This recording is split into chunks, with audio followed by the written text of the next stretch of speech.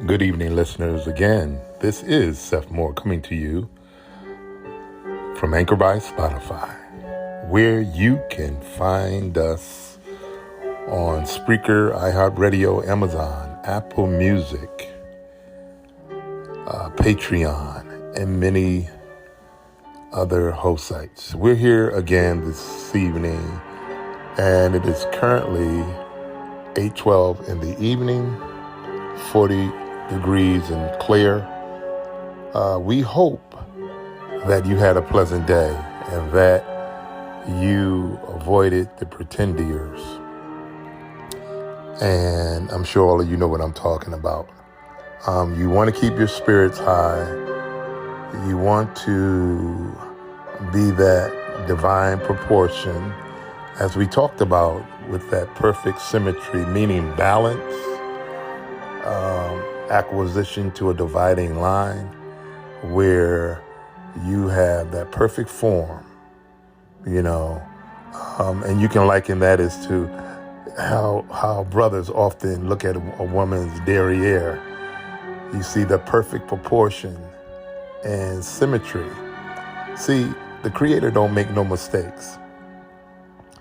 And He has those very things that He's made us out of, and that's what we are. So I hope that you are listening. I hope that you'll continue to give us a like and a share as we bring to you world news and current historical events that affect our lives. And of course, we want to know exactly who we are and who our ancestors were and how that affects us currently. So what we're going to do is we're going to continue with our study, and we've been talking about the awesomeness and the divineness of black hair. And what we have done thus far is to bring you information on Vishnu, the Hindu god. We talked about that. We also talked about Krishna of India. We also talked about Brahma of Samhita and the Sanskrit text. We also talked about Quetzalcoatl of Mexico. We talked about Lao, tales of Taoism. We talked about the Black Zeus and Osiris Sor, the perfect black. And we're going to be moving on, and we're going to be continuing with this because we want to do a complete study of this, okay? Because as we were mentioning in the outset, that all the gods in antiquity were black gods. And any other gods that came about were borrowed from the woolly-headed black gods, because we were all inhabited across the globe. And so we want to make no mistakes about who and where we were and exactly what we were doing, our people were doing. Erecting great civilizations of high science knowledge, writing, mathematics, culinary, dress, apparel. Yes, we did it all. So we want to continue to bring you this. And we would ask that you would just give us a like and a share. And if you figured that you want to go the extra mile, you can do that. We appreciate you so much. We really do. And when I say we, I mean the gods appreciate you, because every time you do a good thing, something is coming back to you. Trust me, something is coming back to you. So I know that with you dealing with a lot of pretenders, when you go to work in your communities and so forth, you want to keep your vibrations high. You don't want to associate with individuals, and I've said this many times before, with bad energy. Because if you can't bring someone up, if they don't get it, they don't get it. Okay? And you don't need to lower your vibration to keep a so-called associate or friend. You know, a lot of us are laughing at things at work that are really not funny because we want to be in, or we want to appear to be in the grouping, or we want to appear to be not standoffish or antisocial. But make your stand. If something offends you, you don't have to be ugly about it. You could just state your case and say, I don't find that funny. Or, or if somebody tries to pull you in because you believe a certain thing and you live your life a certain way, you could stand up and say, I don't do that. You know what I mean? Because it lowers your vibration, and at one time or another, we all have done it at some point where, maybe been 5, 10 years ago, 20 years ago, and you were growing. You were trying to find your space. But I could tell you that your spiritual space is the most important. That is really the most important space that you have. So we're going to bring this to you. Like I said, we talked about all these gods. Isis, a Set. Now, this is the same god or goddess with the Bambino, Yeshua, or they call Jesus, who is in the Vatican, which the popes pray to in secret. Okay, and we talk about Khalek, or Kali, the goddess of the Black Queen of medieval legends, which the Celts, mothers of many races in the Spanish, called the Khalifa. And this is how California was named. And I mentioned this too before. And Scotia was the black goddess of Egypt, princess after which Scotland got their name. And so what I'm trying to get you guys to know throughout the history is that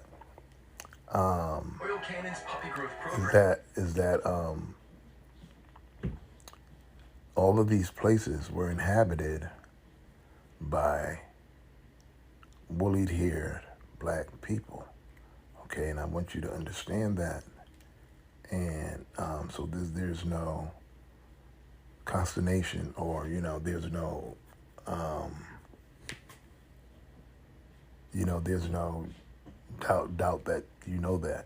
And I made expletives before about different other things, and I made inferences and so forth, which I'm not going to change. I'm going to be consistent in what I'm talking about. And so you want to be consistent, and you don't want to deviate. So that's what we're going to do. So here we are. So we're going to go into this.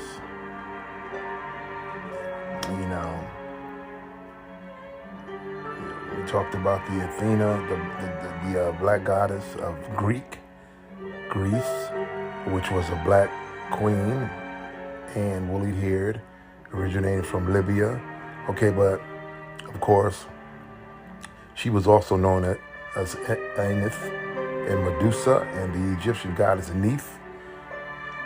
She was later whitened like the other African gods when adopted by the Europeans. And that's what they do. They're going to whitewash because they don't want you to know true history of what was actually taking place. So all of these gods were African gods. Ka of Africa, Nile Valley, was the inner soul of the Mother Earth. She was a beautiful ebony virgin who was the heart of the world. Shrines of Karnak in Egypt to this day, and Karnak in Brittany were dedicated to Ka, who was the goddess of agriculture, especially grain. She was called Kor, or Kori, by the Arabs and Greeks, and Cyrus by the Romans. And she played a great role in Homer's Odyssey, and was the most famous female magician of all times. And ancient Greek drawings portray her as a beautiful African woman. So this is where, of course, all the gods that were adopted in Greece came from the Africans, like everything else. I mean, they've even, and a lot of you know this, they've even gone to say how, that, Greek philosophy, and they take credit for everything that they didn't do, unfortunately. And so what was actually happening is when they actually do this, when you become a physician or a doctor, you have to, what do you call it? You got to take the Hippocratic Oath, right? And they do it in the name. They do it in the name of these Greek, plagiarizers, to put it plainly, and they give credit to Homer and all of these other people who were not instrumental, because they went to Kemet to learn. Okay, so that's actually what it was. They were in Kemet studying. And it's funny how you can go somewhere to learn, and then all of a sudden when you come out, you taught the people that taught you. And so this is the way this has been kind of structured and formed in history. Okay, so it says that at Delphi in Greece, the oracles of Deucalion and Apollo were founded by the black doves of Africa, priestesses from Thebes, according to Herodotus. He even said it himself. So if he said it, it's amazing how that these scientists and scholars and so forth, they get a hold of it and then they switch it around. We can't give credit. We can't allow Africans to have that kind of power. We have it anyway on heaven and on earth. So there's nothing you could really do. And then, of course, we talked about the popes. We talked about the Grimaldi Negroes. We talked about all that. And so we're kind of going to move along. So our next, let's see what we have here. We talked about this, we didn't talk about. So this is where we're going to start from. The Black Hercules, African concept. Okay, the name Hercules can be traced to the Black African people of ancient Ethiopia in Egypt, who had conceptualized a mighty savior, Heru. Consequently, this title was also bestowed on Egyptian pharaohs who were famous for their courage and pursuit of justice. They were just men, okay? The ancient Greeks who were taught, listen, and civilized by African teachers, listen to this, adopted the words Horus or hero and Hercules as derivatives. See, so they took the names of the black gods and they changed them to fit their society, because after which Greek was established by Africans, the Africans, they pretty much, and of course still, they were still prevalent in societal affairs in terms of Greek politics and so forth and so on. But I think what happened after time is that most of the Africans have left the Greeks to their own vices, and Greek became a permanently, after time, a white society, which of course was established by Africans. But we'll read on. Okay, and it talks about here, it says,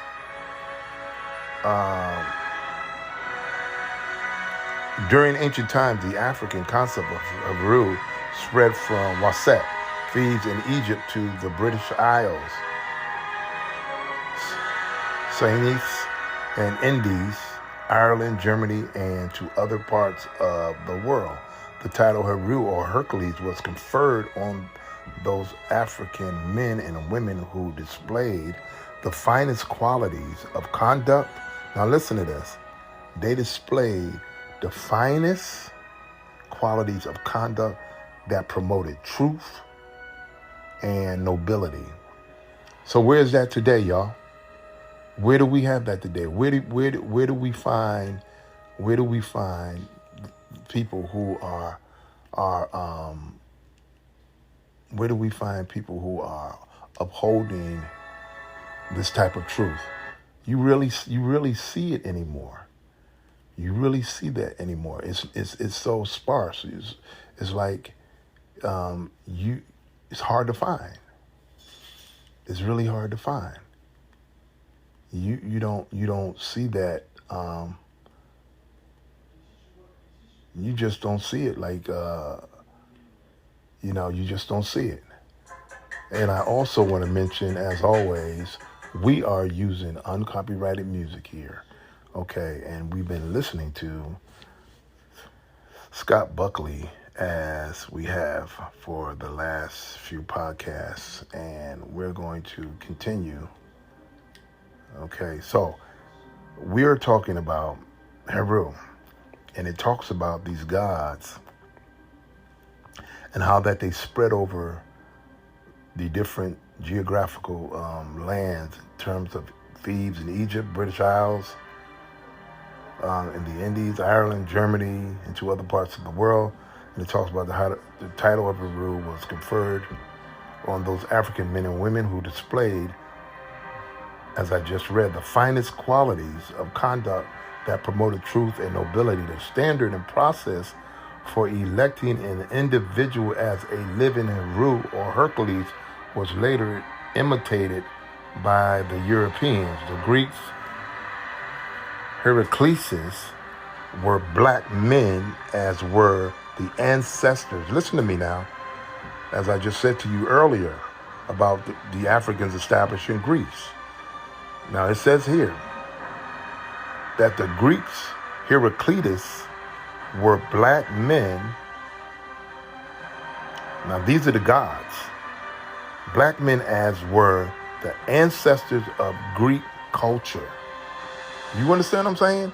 The Africans were the ancestors of Greek culture. It was established by them. Okay, make no mistake about this. You come from a great people. You need to hold your head up high, and know the stock that you have in you. Okay? It goes on to say,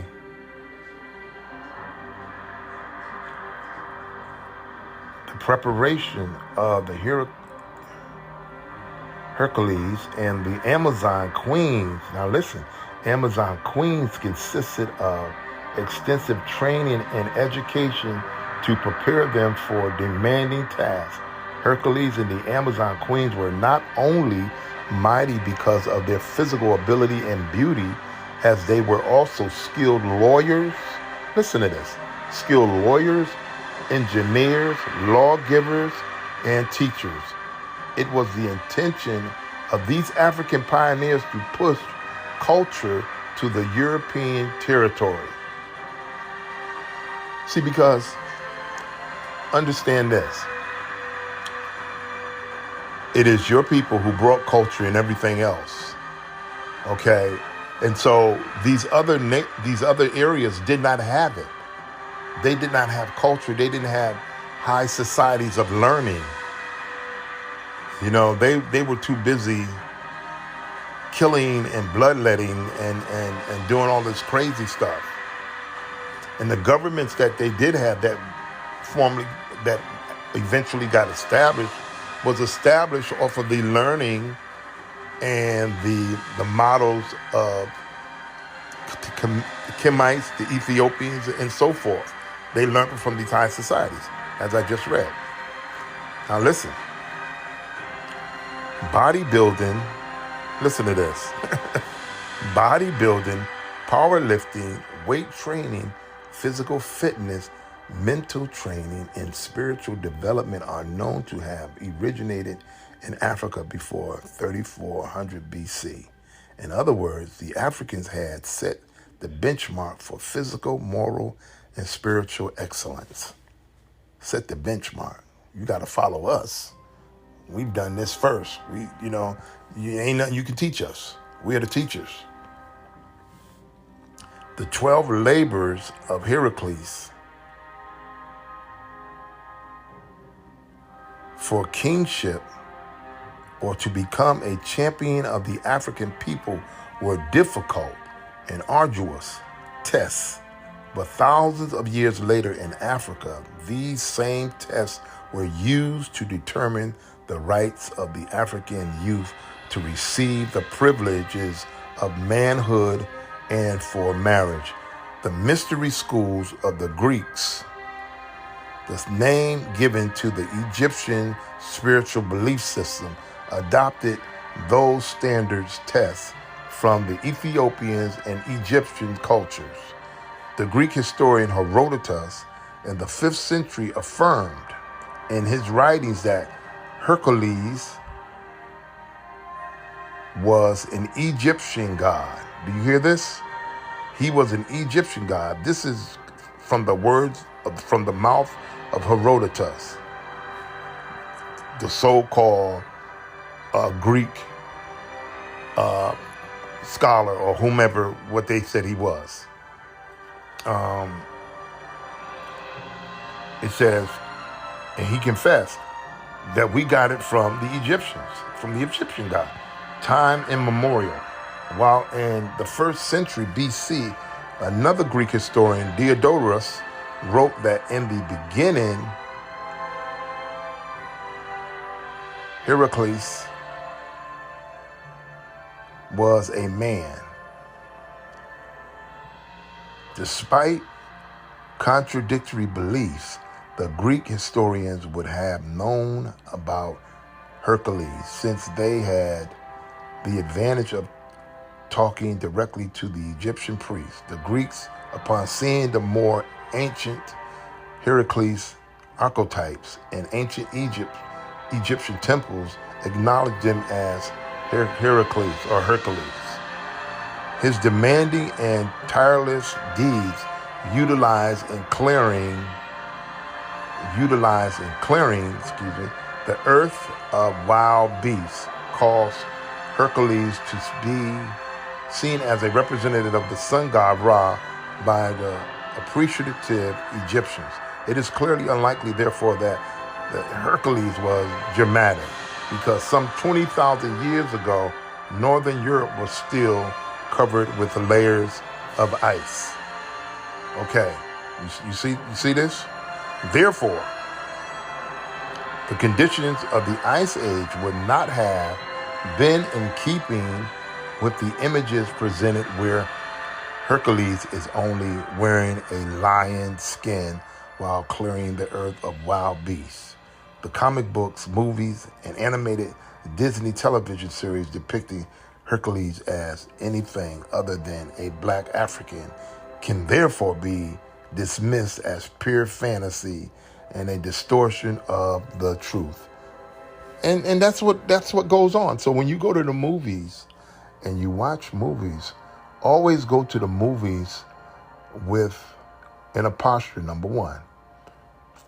And mentally always go with the intentions on learning something. Okay, and decipher the images, decipher the stories that's being told. You always want to be very discriminative when you watch movies. Don't watch movies just for the entertainment. Watch movies, get the message, find out what they're saying, because a lot of times they're giving you truth in plain sight. If you can decipher it, they're telling you about yourself. And if you're sitting up there watching it and you eating popcorn and watching it, and and you're not getting the message, you'll miss the whole thing. Because they're telling you, they know who you are. They know who your ancestors were. So all of these superheroes, and we're going to be getting into that as well. All of these superheroes that they're talking about, were black superheroes, male and female. And they're copying. So when you see these movies like X-Men and all this and Halle Berry playing Storm and all this, all of these are black gods that they're imitating, okay? That came out of the continent. Okay, so we're going to move on. Okay, so here we are. So it talks about his demanding tireless deeds utilized. Okay, so where do we stop? We stopped at where they talk about the distortion of the truth. Okay, so let's move on. Hercules, from conception to realization, was created in Africa by the African people. So those of the African diaspora should be reclaiming this heroic, uplifting embodiment and icon of divine strength, which unfortunately has been forgotten and was taken away from them by other foreign cultures. And this is what is happening today, y'all. Everybody's appropriating African culture. Everybody's appropriating African gods. Everybody wants to steal from us and has stole from us.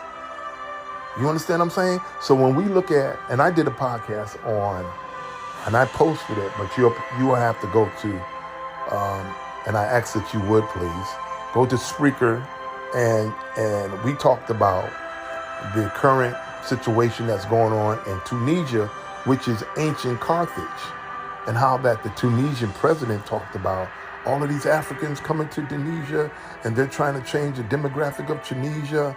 See, because, and I think I may have mentioned this before, because what is happening is that Africa belongs to Africans, because it is the continent of the black people, wherever you go. And of course, through evasion over centuries, you have people who are occupying places that they don't belong, such as Tunisia. Okay? And so this is a big thing now in Tunisia, where, there's a lot of protesting going on because there were Africans that went there, and it's become very volatile and very dangerous for them to remain there. And so what a lot of the African presidents done, they got together and they started sending planes to pick up their people.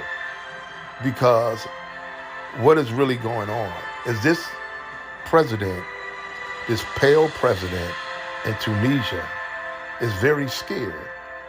See, because what the Creator is doing is he's giving his people back what belongs to them. That's really what's happening at the end of the day. Okay? And so you have occupation, just like everywhere in the world, where people are trying to appropriate black culture.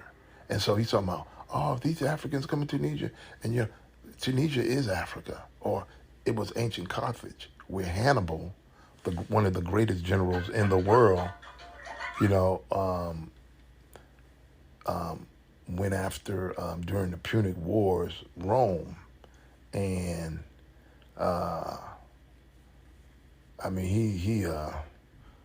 he gave Rome hell, and if you study the Punic Wars, you'll find out during the Punic Wars, the Battle of Cannae, there was a battle from sunup to sundown, and within that day, there was 70,000 Roman soldiers that were slaughtered by African soldiers. Okay? 70,000 in a day. Can you imagine that? That's the worst carnage in history. Worst battle in history. So this is what happened. And so this is what is really going on, is that you have people in places again where they're occupying lands that are African lands or African territories, such as Tunisia, such as Morocco, such as Israel, such as Egypt. So all of these places were inhabited. This is a black continent, and the Creator is giving it back. Make no mistake about it. I'm not saying it's going to be done without pulling teeth, but he's giving it back, and you're going to see as you pay attention what's going on the global stage. Okay, And pay attention. Pay attention. Okay, we'll move on. Here it is.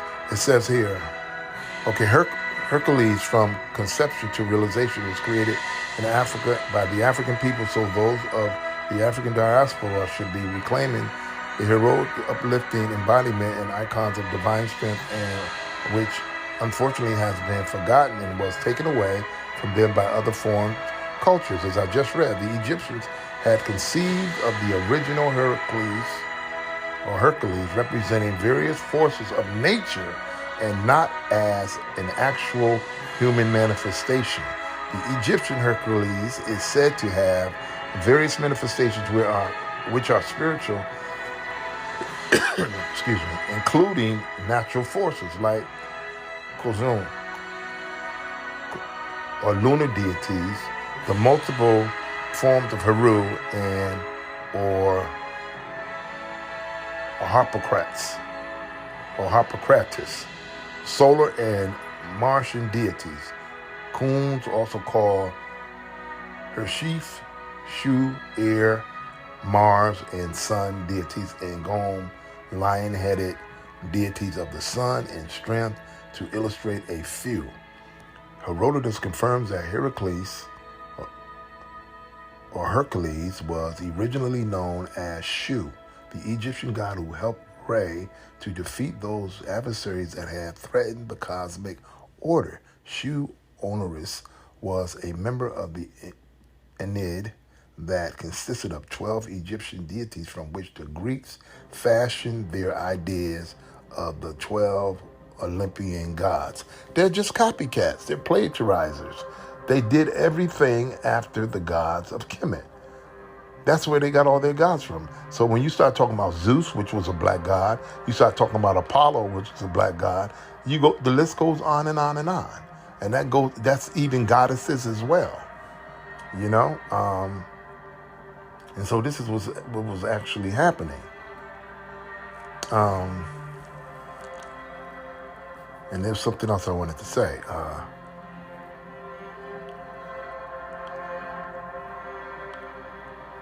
So this is what was going on, and it continues to go on to this day. There's nothing new under the sun. And it says the chronological history of the well-known versions of Heracles and Hercules during ancient history and is highlighted on page 201, and he talks about this in his book. The writer of Herodotus' book 2 as follows: the Egyptian Heracles is the most ancient. The Tyrian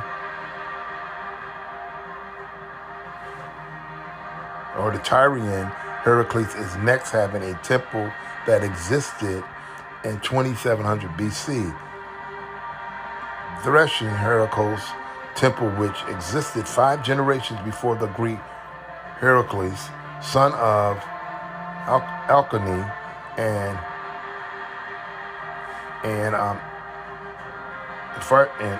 Amphitryon. Note that the Greek Heracles was a black man.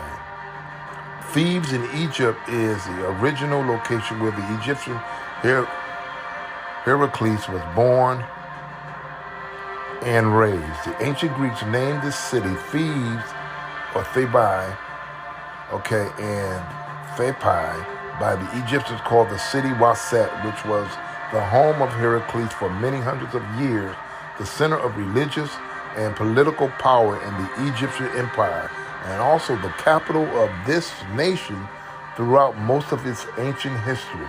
Now the Greeks, in seeking to establish a place for their own Greek Heracles, took the name they assigned to Waset and named one of their own Greek cities Thebes.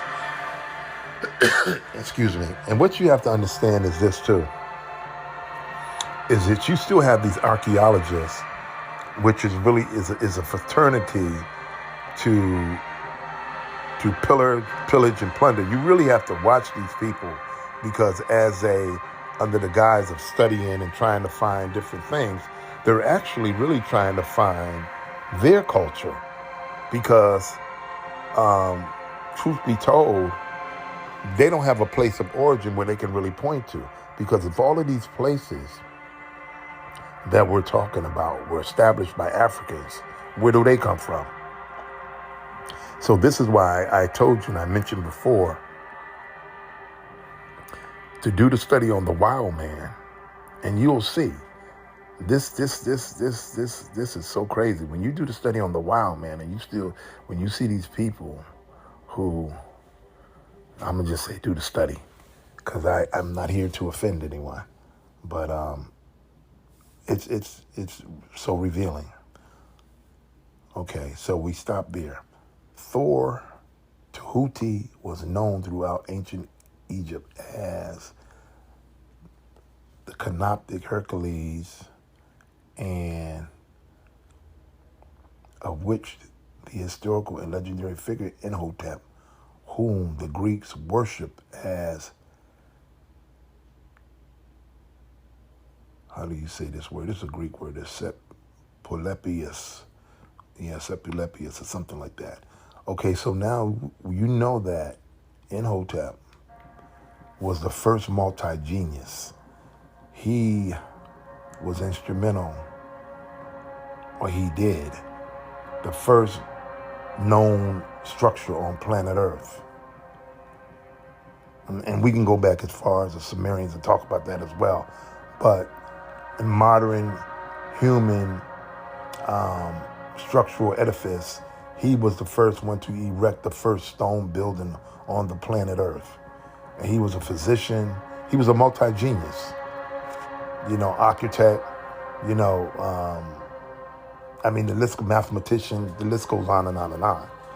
Okay, and it talks about here how he was worshipped by the Greeks. And so it says worship as Asclepius was said to be a living incarnation.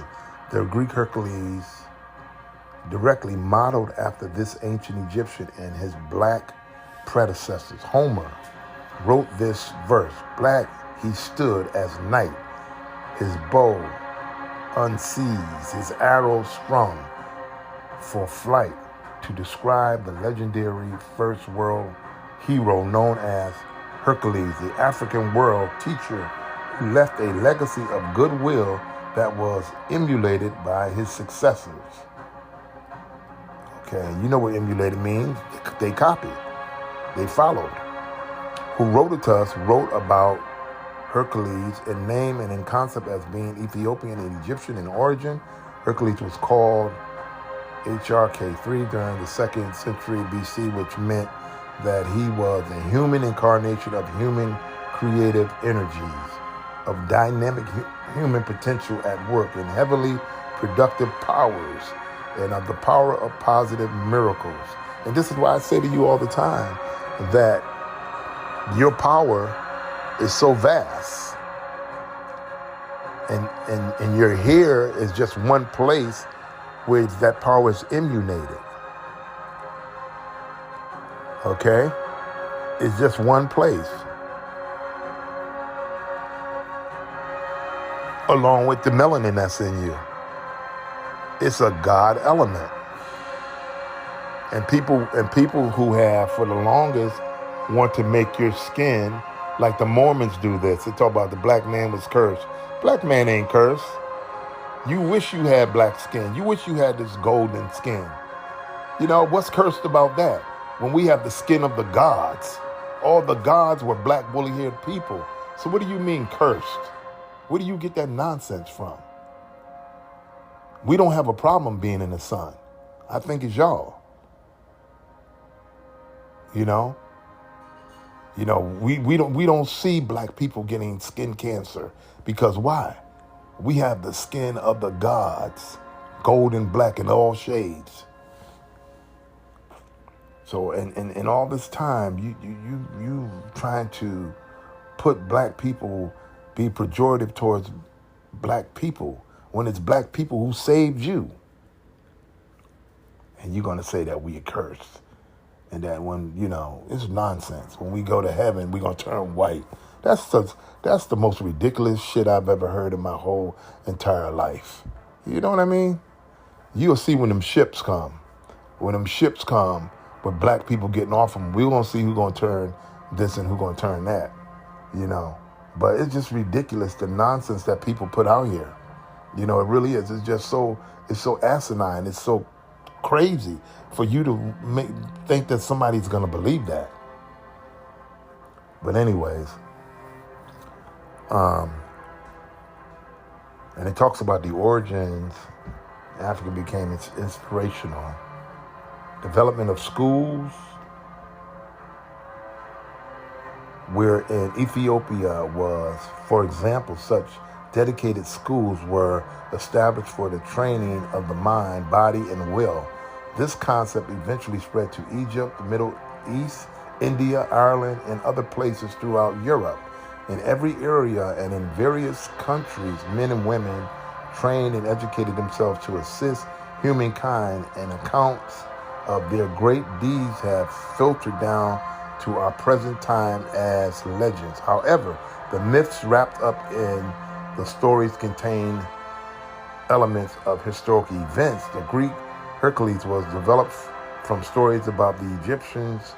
Hercules was a combination of the Old and Middle Kingdoms pharaohs, and it, of course, gives the date 2100 through 1800 BC. Hollywood, as usual, has been erroneous and deliberately portraying Hercules exclusively as a hero of European ancestry, and also without any emphasis on his functions as a teacher. See, they make him a hero, but then they say there's no emphasis on his function as a teacher. They don't show that because it's a lie. That's a lie. But what we're going to do, we're going to pause for a little bit, and we're going to come back. So as always, stay with us and support. We love you guys. We love you when you come and you listen, and we love you anyway. So continue to, like I said, to support, subscribe, share, like, and we'll be back in a moment. Okay, so stay with us, and we're going to pause for the calls, and we want to give you a little bit more tonight, and we'll just go from there. All right, stay with us.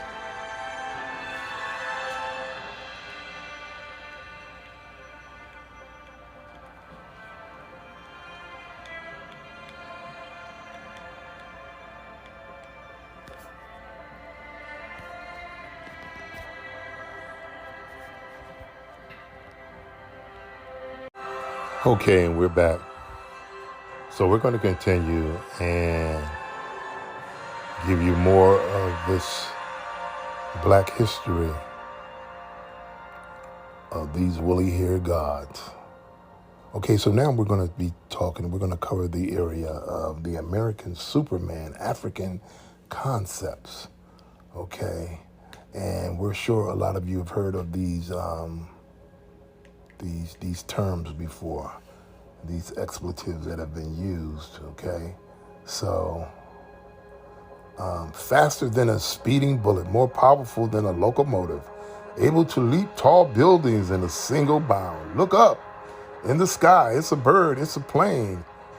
It's Superman, okay? Here we go. It's kind of funny, isn't it? It is Superman, the strange visitor from another planet who came down to Earth with great powers and abilities from beyond or far beyond those of mortal men. Supermen who can change the direction of mighty rivers, bend steel in his bare hands, and who, disguised as Clark Kent, a mild-mannered reporter for a metropolitan newspaper, fights a never-ending battle for truth, justice, and the American way. Okay, here we go. Okay, now check this out. And we all grew up off of this nonsense, right? Not knowing that we were looking at black gods and whiteface, how they stole like they do everything else, right? Okay, so anyways, many TV viewers are familiar with this affirmation to the American superhero known as Superman. another DC comic book character. However, for the African child, it has not been possible to visualize himself as a Caucasian superhero, but the rich racial and cultural black heritage should not be abandoned. This chapter shows that the origins of the Eurocentric Superman were based on the black African Superman who goes by many names and adventures on the African continent. Heru, the original African Superman, is a prototype of all American superheroes portrayed in comic books. Heru was the first Superman concept which originated in the African mind and preceded the European formation of a Superman by thousands of years. Okay, so you know this. So meanwhile, while they was over millennia, or within the last 500 years, when they was beating the white man, when they was beating down the African in terms of his spiritual prowess, his contributions to global civilization, mathematics, high science, astronomy, geometry, writing, you name it, right? They were lifting up the white man at the same time by plagiarizing and stealing the culture and heritage of the black man. And while they was making their little children feel great, their little children, unfortunately, did not know that their ancestors and their parents were plagiarizing the black deities of Kemet and other cultures on the globe that were black. And so they were being lied to. And so this is the reason today, while we find it impedingly hard with this new thesis on CRT, critical race theory, and how that they don't want this in the school curriculum, because they would have to redo historical facts.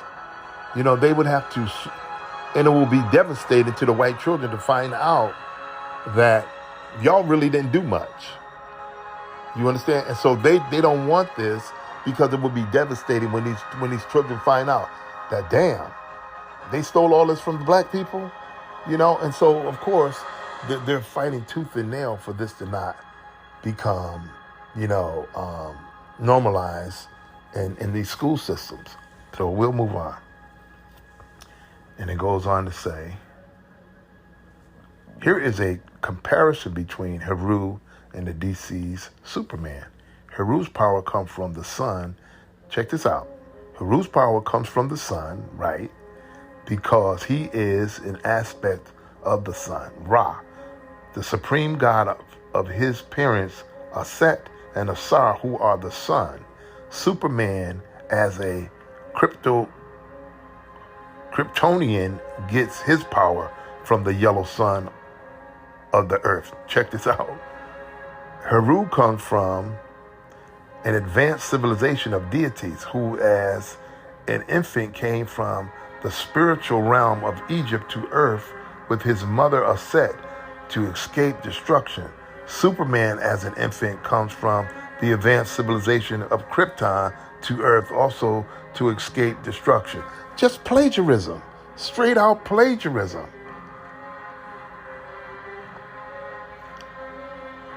Listen, Heru is Egyptian in origin, or Kemetic, which is a proper derivative in origin, from which the Greek names Hero and Horus and Hercules originated. Heru is the Egyptian Heracles, and later the Greek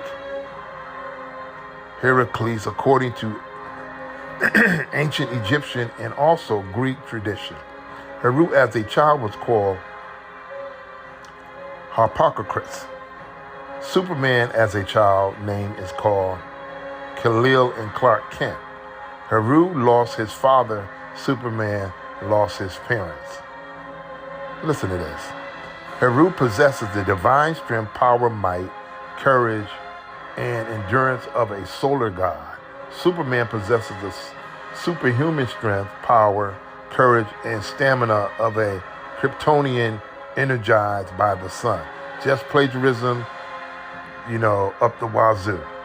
Heru, the Golden Falcon, Solar Hawk, or the winged solar disk, is able to fly to and from anywhere at supernatural speeds. Superman can fly through the air faster than a speed of light. Wow. Heru can change the course of mighty rivers, so can Superman. Heru died and was resurrected from the dead twice, as Asar, Osiris, and as an infant. Superman also died and was resurrected from the dead. Heru fights the never-ending battle for Ma'at, which is truth, justice, and righteousness. Superman fights for truth, justice, and the American way. Ain't this something, y'all? Listen to this. It's just so much appropriation and plagiarism that is unreal. Heru's archival is Set, better known in Hebrew as Satan, the god of evil. Superman's arch-rival is Lex Luthor, a supervillain.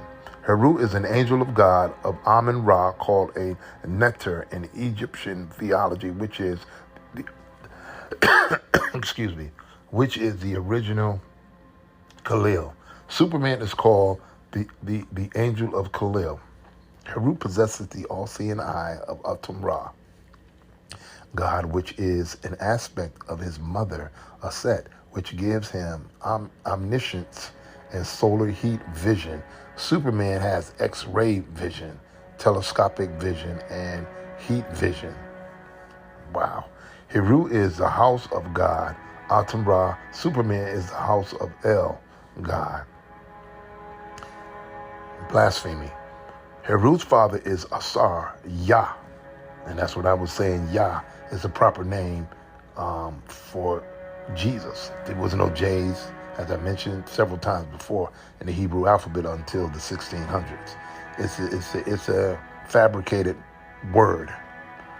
Heru's father is Asar. And I know I got Christians going off now, probably saying, nah, brother, that ain't right, brother. You ain't right, brother, about that. And they're the same people that don't do no studying at all. But anyways, Heru's father is Asar, as I just mentioned, Yah, Osiris, Jah, Yahweh. Superman's father is Joel, an angelic name. Both are monster slayers and crime fighters. Heru is a Leo, and Superman is also a Leo. Heru is the man of steel, and Superman is also the man of steel. Ain't that something? To sum it up, DC Superman uses X-ray vision, heat vision, and telescopic vision to defeat criminals. Heru possesses the all-seeing eye of Atum-Ra, or God, which is a form of his mother Isis that represents wisdom, Elohim, or the Holy Spirit. This divine eye is omniscient and can burn any object with lightning and fire. The eye becomes the wrathful eye of the word of God, which appears like a flame of fire. Heru can see all things with his eye. And we're going to be seeing this very soon, because that melanated incarnate light force that emanates from melanated beings is given. And so, when it talks about, again, you should be changed in a moment, in the twinkling of an eye, you're going to put on this different suit of armor, which is going to equip the people. And I'll move on. So we're going to go on. And this one talks about the American Supergirl, African concepts. Now listen to this one. The American Supergirl of DC Comics is the popular blonde, blue-eyed super heroine who embodies the Eurocentric principles of womanhood that is promoted in Euro America through its movies, television, magazines, science fiction, and fantasy novels. However, most people in the Euro American and Black American communities are not aware that the ancient African goddess Aset, Isis, or of Kemet, is the prototype for this American Supergirl, which it is. In other words, whatever is written or said about Supergirl has already been written about the goddess Aset thousands of years ago. It can be shown that Supergirl was African, starting with this comparison that outlines the two heroic figures known as Aset and Supergirl. Both use the name Kara. Aset lived in the Arga, or Argo. Supergirl is from Argo City. Check this out. Both can travel through and from inner space or etheric realms of the deep, watery inside of an egg. Both rise from a lotus out of the watery deep. All of this is African concept, the lotus flower. Okay?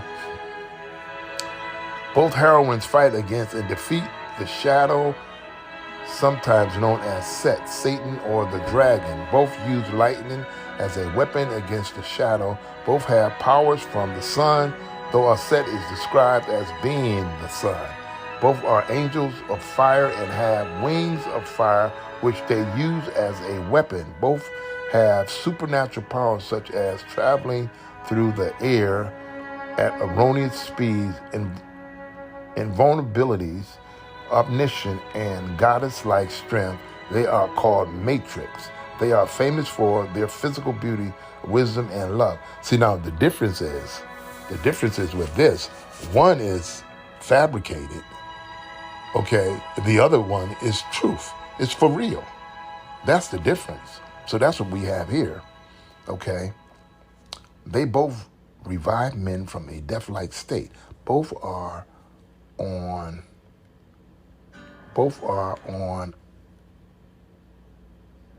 a quest to find something that was lost. Aset casts Set, the shadow, down into the bottomless pit, whereas Supergirl casts the shadow into the phantom zone. Okay, so we're seeing the difference here. We're seeing the difference here with these attributes. They both have secret identities when among humans. Aset is Mayat, which means truth, justice, and righteousness, whereas Supergirl fights for truth, justice, and the American way. Both Aset and Supergirl are recognized as a Shekinah, the female glory and power of God. From this list, it is clear that both Aset and Supergirl show a little more than a coincidental resemblance to each other. Aset, the predecessor of Supergirl by thousands of years, was worshipped by the name Kara, and in modern times, Supergirl uses the same name. Kara was the name used to describe the diverse forms or aspects of the Supreme Father, Mother God, Ra, or Atum Ra, in the ancient Egyptian religion. In the comic book world, DC Supergirl has manifested as three major incarnations, which are important to be aware of, as the comparison between her and her predecessor, Aset Isis, is examined. This avatar, Supergirl, the Kryptonian, and Aset have the following powers: X-ray vision, telescopic vision, heat vision, invulnerability to practically anything except some type of kryptonite, and magic. Super speed of movement, the ability to fly through the heavens at speeds beyond the speed of light so that she can travel through time. Super breath that can put out fires, freeze or shatter objects, move objects, etc. Super senses such as hearing, touch, smell, taste, etc. No form of physical aging, sickness, etc. This Supergirl had been traveling through time when she encountered red kryptonite, and its radiation separated her good personality from her evil personality. The good, in quotes, angelic. Supergirl fought against and defeated her evil side named Satan, Satan Girl, and also a similar evil form named Night Flame. As a result, Supergirl, now purified of all evil, was considered by some writers as an angel. The second avatar of Supergirl was Matrix. In an alternate universe, a compassionate Lex Luthor created Matrix as a type of Supergirl to stop 3 Kryptonian super criminals. She defeated them, but was so devastated by the experience that Superman brought her to the Earth in the universe where he lived, so she could rejuvenate. She was also called May, a synthetic life form that has shape-changing abilities, invisibilities, telekinesis, and the personality of Lana Lang. Thousands of years ago, Isis was known as the original angel of fire, Matrix, Shekinah, and Trinity of God. Set was also known throughout the civilized world as the matrix god, the mother, which is the womb, matter, and mother within, from which everything is formed and created. Matrix Set is the model of the universe, and this is why in her form as Newt, she is shown as the universe, a beautiful black woman sketched across the ether as if she is flying while her body is covered with infinite stars and galaxies of space and time. Set Isis is the prototype of the powers attributed to Supergirl, whose X-ray, telescopic, and heat visions were already conceptualized in ancient Kemet by the all-seeing eye of God, who is Set herself as the all-seeing eye of God. The eye goddess, Het Heru, Sketmet, has omniscience to see into the nature of all things, even through time and space. Set, using the power of her words, has control over nature, which is the same source for the idea of telekinesis used by the angel Supergirl. Set used her heat vision to burn up evil doers on Earth who had overcome the good people of Earth, as depicted in the story about her Heru, who came to Earth as the eye of God, called Setmet. This eye of God is the protective power of Hercules, which also parallels the story of Superman. In Supergirl, the movie, the superheroine battles against the shadow, Satan, the dragon. Black Africans of Kush and Kemet celebrated stories more than 2,000 years ago about a Set Isis, in quotes, who fought against Set, the god of evil, to the death, which also ends with a Set destroying him. In her encounter,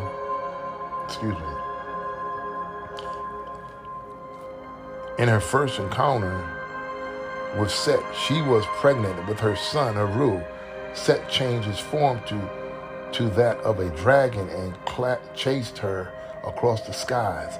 She developed wings as Isis to escape him, and when he tried to burn her with fire from his mouth or drown her in noxious waters that he vomited up, Set saved herself by causing the earth to open up and swallow those deadly attacks. Finally, she was able to turn her hair into bamboo papyrus reeds and create an island of shoots so Set could not find her. From that time, the tables were turned, and Set and her son teamed up to destroy the beast. And this talks about this in Revelations. You know what I mean? So all of this that we're talking about, we're dealing with facts as opposed to fiction. And all of these things are going to take place. And in the movie, Supergirl cast the shadow Serena, the evil witch, and her friend and a female false prophet into the Phantom Zone, which is the bottomless pit. Supergirl is an angel who comes from heaven, and the magic mirror is a key through which she sends the evil ones into the pit, after which she makes sure it is shattered before repairing it. The ancient belief among most cultures is that the mirror, the symbol of female power, could capture the reflected soul of a person in it. And once a person has trapped an adversary's soul in the mirror, it is shattered so that the adversary dies, and repairing the mirror seals them into the watery abyss. The mirror is, okay, where am I at? Give me a sec. So they can cast them into the abyss, the watery abyss. Okay, this is powerful, y'all. I'm going to read that again. In the ancient belief amongst most cultures, it is that the mirror, and y'all seen this movie before. I forget the young ladies that played in these white young girls in this movie, and this mirror, and I seen another movie like that. And in this movie, they use this mirror to traverse through a portal, and they would go from, let's say for instance, we're in 2023, which we're really not, but anyways, for the sake of, creative matter, it would be like going from 2023 to us going back to the times of Kemet, going back 2,000 years ago. Just imagine that. So these stories, obviously, that they're getting from the ancient gods of Kemet. Okay, and it says, as I just read, this mirror, this ancient belief among most cultures is in the mirror, as I read for the probably third time, a symbol of female power could capture the reflected soul of a person in it, and once a person has trapped an adversary's soul in the mirror, it is shattered so that the adversary dies, and repairing the mirror seals them, and it seals them into the watery abyss. The mirror is the shape of the Egyptian Ankh, is a symbol of the powers of life and the watery abyss. Wow. The latter is the place of shadows or the bottomless pit. The Ankh, which is the key of life and death, was later changed into the mirror of Venus. Wow. It is fitting to bring up this historical figure, Heru Mayat Kara, who is a black woman that represented the African Supergirl of Kemet. Her life typifies the attributes of a Set, Isis, in quotes, of course, the legendary super heroine. How many are aware that the American Hercules myth, which is very strong within American society, based on the abundance of magazines, comics, paperback editions, television series, and movies that have been coming off the presses each year for the past 70 years of America's history, has its roots in the ancient African concept that was transferred to Europe and has become a part of the American psyche. Ain't that something? So everything that you see, all of these super movies, all of these heroes, even when we was little, Superman and you name it, Flash Gordon, and all these things are coming from the African pantheon.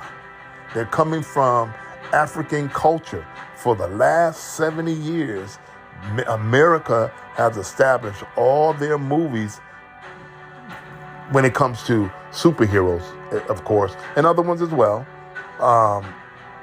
with the exception of, them all-white movies, which 99.9% of them have been coming from the culture of the continent. Amazing. Amazing, amazing. So what we're going to do, we're going to stop here for the night, y'all. We're going to come back again, and we're going to pick up this again because we have quite a bit left. We're not done.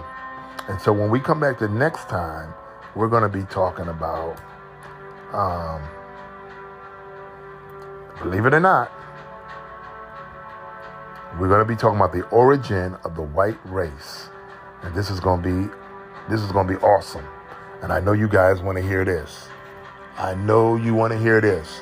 So we're going to be picking up on this the next time. So stay tuned. Make sure you like and share. And we're going to continue with this great historical evidence and facts that we can show you, and everything in this origin of the white race. It's not bad, but it's going to prove to, because of course a lot of you know that black people can make white babies. We just have the women have that Eve gene, and she's the only woman on the planet that can do that. But we're going to be picking this up again, like I said, and we're going to be bringing it back. And so we want you, of course, to continue to support us, stay with us, like and share. And until next time, I bid you a great night. Get some rest. Be positive. Keep your vibrations high. And you're going to experience exponential, supernatural change in your life. Make sure that you give yourself maybe 10 or 15 minutes a day to create that formless meditation that you want to do, and watch what happens, okay? So until next time, this is Seth Moore coming to you on Anchor by Spotify. Visit us, stay with us, and we'll see you the next time. Have a great night.